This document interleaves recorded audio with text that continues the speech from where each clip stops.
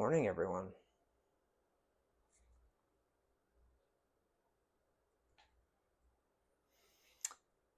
Have you ever had a memory randomly come back to you? Something that you hadn't thought about in years, and maybe something you completely forgot about? I'm guessing you've all had an experience like that. This past week, I had this very vivid memory of a lecture that my favorite teacher from high school, a guy named Joe Feely, gave when I was, I think I was a junior. I think I was 17, a long time ago. And, luckily I've been able to stay connected with Joe. And we, actually just before I noticed, he sent me like 3 texts.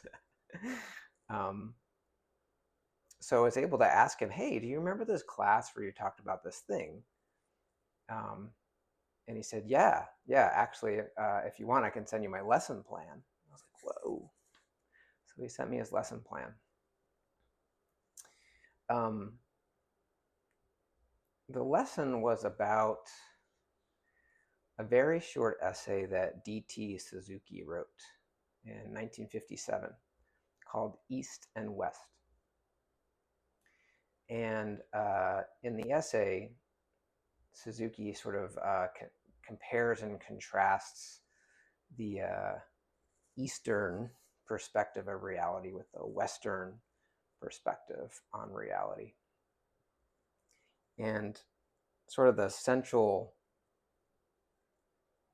part of this essay is comparing 2 poems that I think do a nice job, and he certainly felt did a nice job highlighting maybe some of the differences. So I wanted to read the poems to you. One is by Basho, the one of the 3 great masters of haiku. So here's his poem. When I look carefully, I see the nazuna blooming by the hedge. In the original Japanese, there isn't a exclamation point. I think there's a sort of a word in there that's used to sort of communicate surprise. So instead of an exclamation point in the original, I think the word is kana, like ah. When I look carefully, I see the nazuna blooming by the hedge, like that. Alfred Lord Tennyson wrote a poem about a flower, and here's his poem. Flower in the crannied wall, I pluck you out of the crannies, hold you here, root and all, in my hand. Little flower, but if I could understand what you are, root and all in all, I should know what God and man is.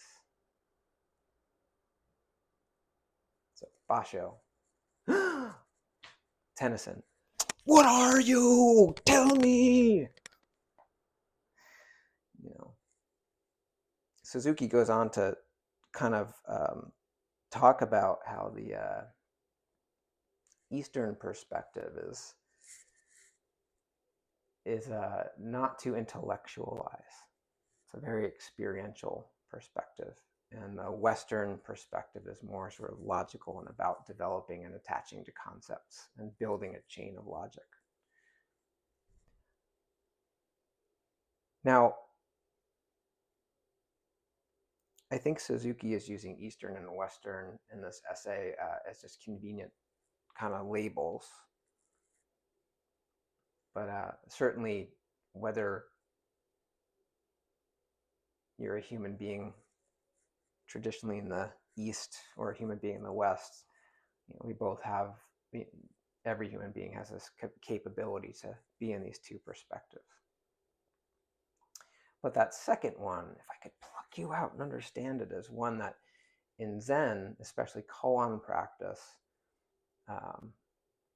we Zen students are invited to let go of and maybe try to shift more into getting an appreciation for the perspective that Basho is expressing in his haiku. I wanted to read to you another poem that I think kind of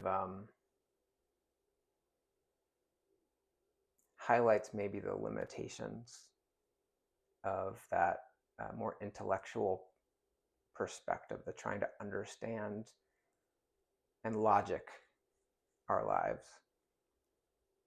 And it's a poem called Introduction to Poetry by Billy Collins. So it goes like this. I ask them to take a poem and hold it up to the light, like a color slide, or press an ear against its hive. I say, drop a mouse into the poem and watch him probe his way out. Or walk inside the poem's room and feel the walls for a light switch. I want them to water ski across the surface of the poem, waving at the author's name on the shore. But all they want to do is tie the poem to a chair with a rope and torture a confession out of it. They begin beating it with a hose to find out what it really means.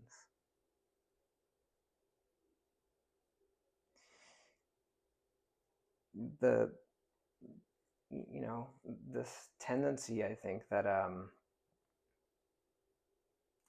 we have to want to know and beat a confession out of life so we can understand intellectually what it's about is, certainly not something we're immune to once we start to practice Zen. And again, koan practice is a wonderful way to see that and learn, a way of maybe stepping out of that mode of being into a different mode.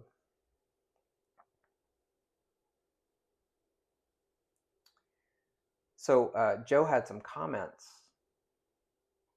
on Suzuki's essay. And I'll just read a little bit about of his comments. So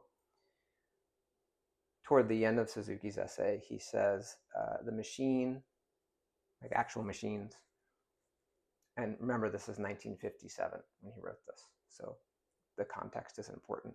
So Suzuki said the machine, behaviorism, the conditioned reflex, communism, artificial insemination, automation generally, the H-bomb, they are, each and all, most intimately related and form close, welded, solid links of a logical chain.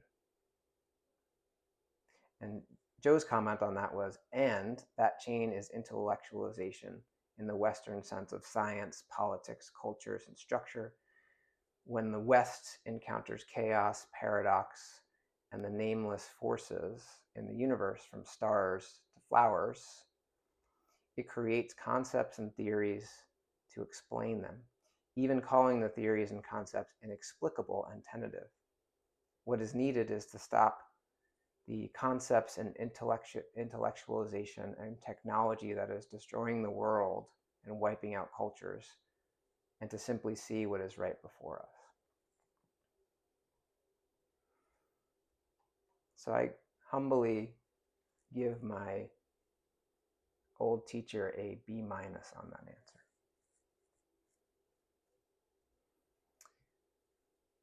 answer. Nishijima Roshi has a really nice essay on Zen philosophy and how it's actually different than the philosophies of materialism on the one hand and idealism on the other hand. It's actually a philosophy of action. It's the combination of both of those perspectives and leaping beyond them. If the answer is not intellectualizing, then can you explain to me why there's book 1 of Shobogenzo and book 2 of Shobogenzo and book 3 of Shobogenzo And also book 4 of Shobogenzo. It's a lot of intellectualization. You know, one of the themes you'll hear again and again and read again and again when you're practicing koans is that a true person of Zen knows when to change. Sometimes intellectualization might be the way to go. Sometimes letting go of all concepts might be the way to go. Okumura Roshi explains it like this: in Zazen, we let all of it go. We just let all of it go. When you're driving, you have to think of something. That's what he says. If you try to do Zazen and let everything go while you're driving, you're going to crash the car. So maybe you need to think car driving thoughts.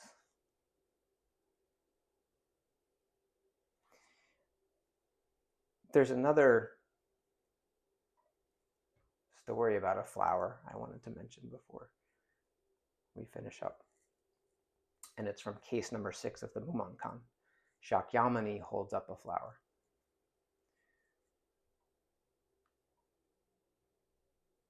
So this is an important koan for Zen Buddhists because it is a story of the first Dharma transmission, where Mahakashyapa becomes the first Dharma heir, first ancestor after Shakyamuni. So I'm going to just read the koan to you, and we won't spend a lot of time kind of talking about it, but I just wanted to highlight one part of it. So here's the case. Once, when the world-honored one in ancient times was upon Vulture Peak, he held up a flower before the assembly of monks. At this, all were silent. The venerable Kashyapa alone broke into a smile.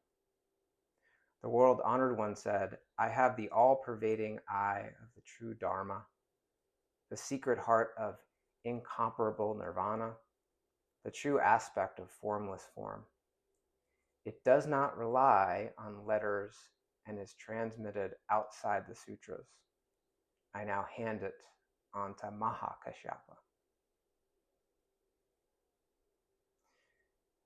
Does not rely on letters and is transmitted outside the sutras. This is beyond intellectualization, but it's also beyond simply noticing and appreciating. Because, abstractions are not reality, but abstractions are part of reality. We're human beings. We've got this ability to intellectualize. As Roshi Bruce would always say, Zen is a verb. It's a philosophy of action. So the answer and the practice that has been handed down to us isn't sort of finding a way to excise our ability to intellectualize. That's sort of similar to Alfred Lord Tennyson ripping out a flower to understand it. It's like we're not trying to rip that part out of us. Good luck with that, by the way. But maybe to go beyond that, but also not to get stuck in flowers. Because sometimes, we need to use that part of ourselves that can conceptualize. We can hold both of those perspectives lightly and be flexible depending on circumstances. Then I think we have a real shot of showing up in the world and being useful to ourselves and others.